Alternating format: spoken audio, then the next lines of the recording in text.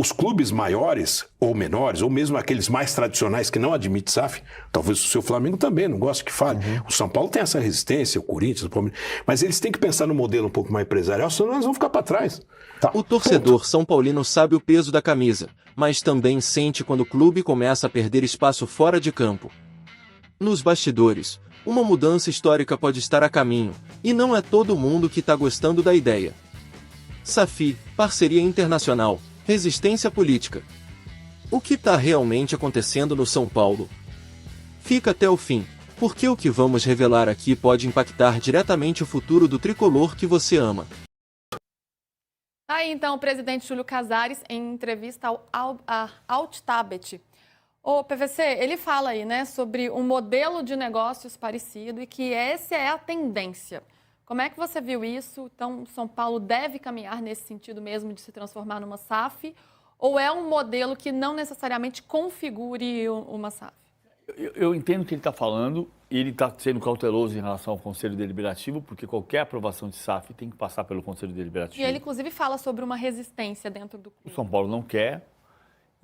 A pergunta só é se você precisa disto para ser competitivo.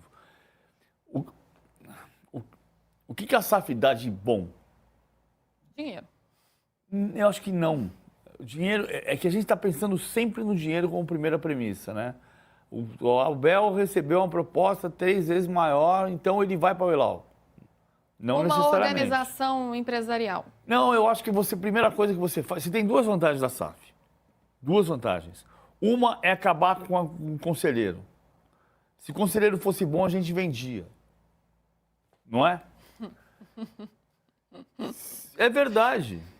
Segundo, é você ter a capacidade de colocar um aporte diferente. Quais são, historicamente, as grandes receitas do futebol? Bilheteria, patrocinador e direito de televisão. A gente está falando de dinheiro. Sim, mas você tem 3 receitas.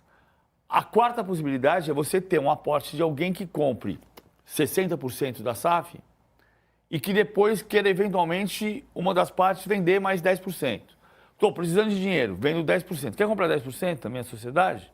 Quer, Luísa? Comprou. Você botou 10% do dinheiro. Então você criou uma fonte de receita.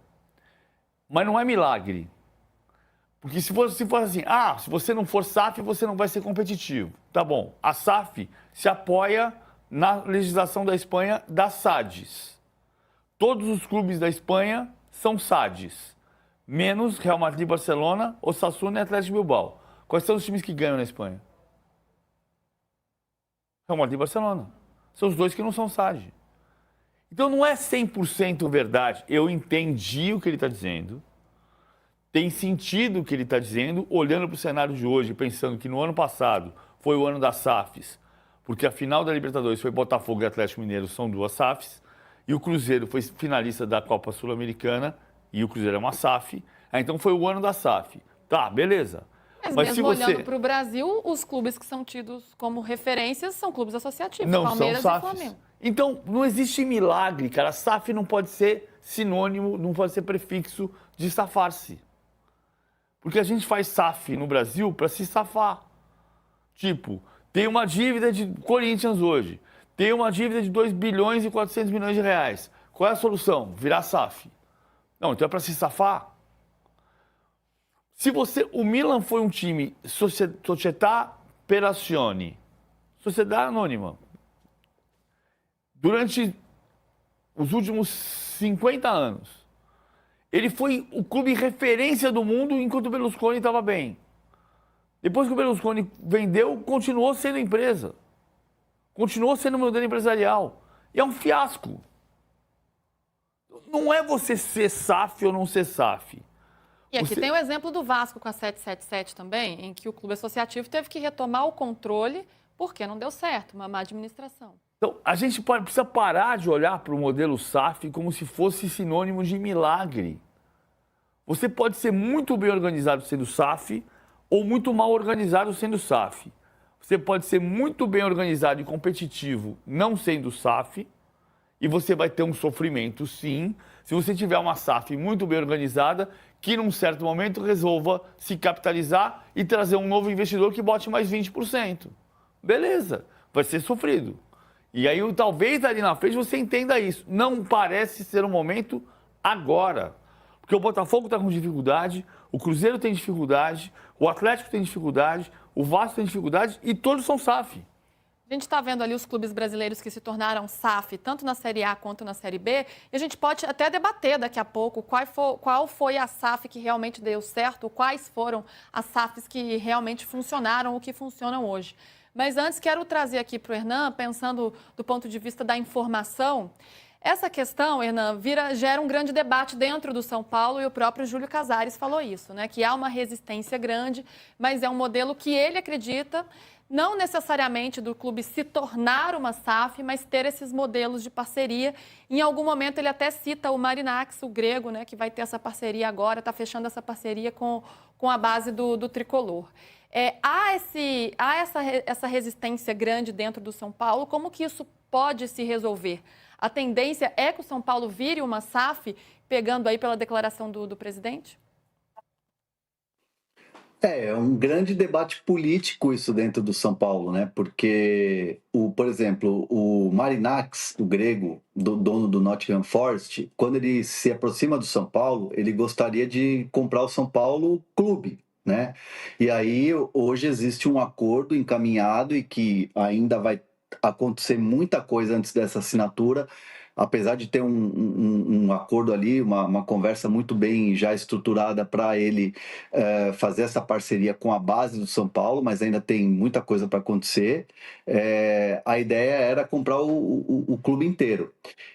Tem uma questão importante, porque assim, todo esse trabalho que o Júlio Casares vem fazendo, da questão econômica, da questão dos títulos que o São Paulo conquistou, o Paulista, depois de muitos anos, a Copa do Brasil que é inédita, a reforma do Morumbi que está caminhando, o Casares ele tem só mais um ano praticamente, 1 ano e meio aí de mandato, né? Então tem que ver como é que vai ser essa sucessão também. Se realmente vai ser o Carlos Belmonte que é o atual diretor de futebol, se é ele que vai ser da chapa do Belmonte, da continuidade, ou se vai surgir um outro nome. Então está tudo ainda muito indefinido na questão política. Então todas essas ideias do Casares, tudo isso que ele falou pro Tabet na entrevista, depende também de quem vai dar continuidade a isso, né? Tem que ser quem vai ser o candidato do Casares na continuidade, na sucessão política na presidência do São Paulo nos próximos mandatos, né? E aí tem também a questão do ano do centenário do São Paulo. Então, existe um bastidor político que começa a se agitar dentro do São Paulo e que essa questão da SAF ela é uma discussão muito grande. Há uma resistência dos mais antigos, de conselheiros mais antigos, mas é preciso a gente falar também que o Júlio Casares é uma figura política hoje dentro do São Paulo que ele tem a maioria dos grupos políticos com ele, do lado dele. Isso não seria um problema. A questão toda é quem vai dar continuidade a essas ideias que já estão sendo boladas aí, como ele disse na entrevista. Se você é São Paulo de verdade e se importa com o futuro do clube, sua voz precisa ser ouvida. Comenta aqui embaixo. Você é a favor ou contra o Tricolor virar SAF? Essa decisão pode mudar tudo, e o debate só está começando. Se inscreva no canal para não perder nenhuma atualização sobre os bastidores do São Paulo. Aqui, o torcedor tem voz, tem vez e faz parte da história.